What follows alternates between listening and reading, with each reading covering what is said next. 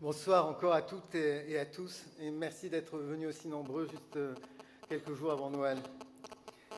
Comme nous le savons tous, Monaco, c'est plus de 40 ans de croissance ininterrompue qui a permis d'apporter à notre pays le bien-être et la prospérité que nous connaissons.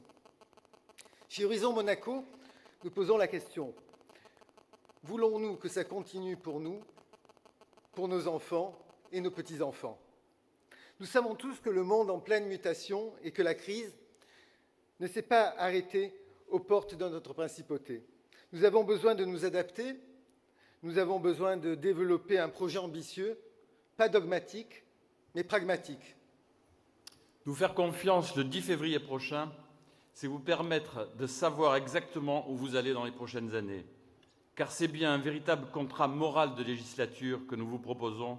C'est une vision ambitieuse de ce que seront les moteurs de la croissance de demain. Le futur, pour nous, ce n'est pas demain, c'est déjà hier. Et nous n'avons perdu que trop de temps. Notre engagement est clair. Identifier les potentialités du futur, adapter à notre taille et nos atouts, et préparer notre pays aux enjeux des 20 prochaines années.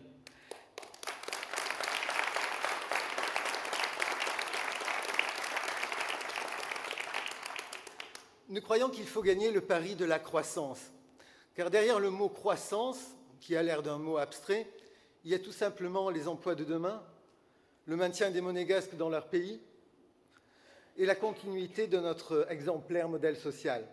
Et même si la croissance ne se décrète pas, je peux vous assurer qu'elle se construit, elle se prépare.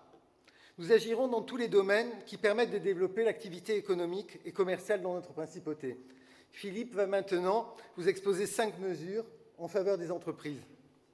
Afin de favoriser l'installation de nouvelles entreprises à Monaco, nous établirons au cas par cas un partenariat avec les entreprises à forte valeur ajoutée et à faible besoin de surface, susceptibles de venir s'installer en principauté.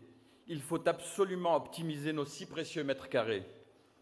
Nous mènerons une réflexion proactive sur la création d'une loi sur un crédit productivité et innovation, permettant aux entreprises innovantes de bénéficier de déductions fiscales allant jusqu'à 25% des dépenses engagées. L'économie du futur est celle du savoir et de la connaissance, moins consommatrice de surface que les activités de production traditionnelles. Pour accroître l'activité commerciale de manière plus harmonieuse, pour que vous ayez enfin envie de faire votre shopping à Monaco et non pas à Nice ou à Cannes, nous créerons une commission spéciale de l'urbanisme commercial avec tous les acteurs concernés.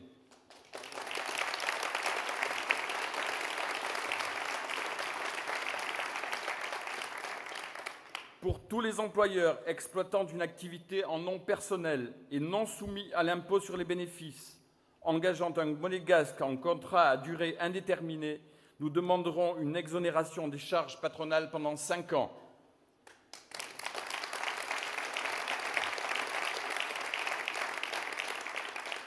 Pour les entreprises soumises à l'impôt sur les bénéfices, nous permettrons la déduction des charges patronales pendant 5 ans sous la forme d'un crédit d'impôt pour favoriser l'embauche d'un jeune monégasque.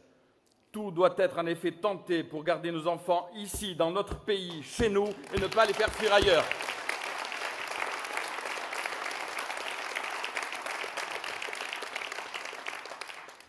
Un autre défi que nous avons à relever, consommer mieux et plus à Monaco, doit être un objectif partagé par tous. Nous devons proposer un nouveau développement de l'offre commerciale avec une approche quartier par quartier. Mais si l'offre commerciale s'adresse à la fois aux résidents et aux touristes, elle doit aussi s'adresser aux salariés non résidents qui représentent, et cela est aussi un de nos particularismes, plus de 85% des emplois occupés à Monaco. Nous devons donc tout mettre en œuvre pour qu'une partie de ces 45 000 salaires versés par Monaco puissent aussi être dépensés à Monaco afin d'augmenter nos recettes de TVA. Nous avons déjà ici et maintenant un potentiel de consommation qui n'est à notre avis pas assez exploité.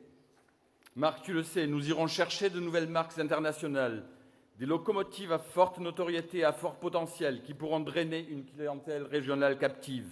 Nous agrandirons le centre commercial de Fontvieille en y intégrant les cinémas et en l'inscrivant dans une approche globale du commerce monégasque de manière à préserver les équilibres commerciaux et à redonner la vie à notre cité. Afin de relancer la consommation et l'activité commerciale, nous créerons une carte de fidélité monégasque donnant droit à des réductions commerciales pour les clients qui choisissent de consommer dans les commerces de Monaco.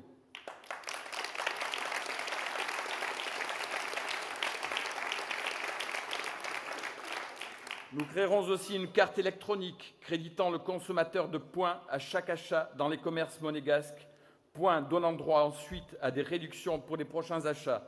Il s'agira d'une participation mixte État et commerçants volontaires.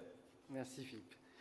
N'oublions jamais que Monaco a toujours été visionnaire quand il s'agit de développer son économie en s'ouvrant vers l'extérieur. Ainsi, la principauté ne peut pas passer à côté du secteur de la finance, activité à forte valeur ajoutée. Monaco doit pouvoir devenir une terre d'accueil pour la gestion privée. Nous devons faire venir des gérants compétents et talentueux à haute technicité, des gérants de fonds classiques qui seront attirés par une législation adaptée et par notre cadre de vie, des spécialistes de haut niveau qui pourront développer des produits à partir de Monaco. Le projet de fonds constitutionnel et souverain, dont nous vous reparlerons plus tard dans la soirée, il s'agit de créer une véritable culture financière avec des compétences et une expertise made in Monaco. C'est non seulement possible, mais c'est indispensable. Le Luxembourg l'a fait, pourquoi pas nous ? Marc, parce que c'est aussi l'avenir, nous suivrons et accompagnerons les entreprises qui développent le télétravail dans le cadre des accords que nous pourrons obtenir avec le pays voisin. Pour conclure, j'aimerais vous dire que si nous voulons arriver à bâtir une économie humaine et pérenne, pour cela, nous aurons besoin des efforts de vous tous pour faire entrer notre pays dans le XXIe siècle. Car l'économie est avant tout une affaire humaine qui ne doit pas être réservée qu'aux seuls hommes politiques. Merci beaucoup. Merci à tous. Merci beaucoup.